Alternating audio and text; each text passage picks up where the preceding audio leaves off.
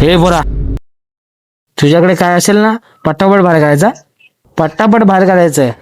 नाही तर बघ तू हब्बू ऍटिट्यूड बघा दाखवतो. चोर आहे मी, चोर आहे काय माहितीये, चाकू आहे चाकू, समजलं काय? हा दादा माझ्या समोर कोण उभं राहू शकत नाही. काय रे, तू काय मोठा शहाणा आहे, तुझ्या समोर कोण उभा राहत नाही? काय करणार आहेस असं? हा काय करणार आहेस, बोल काय करणार आहेस तू?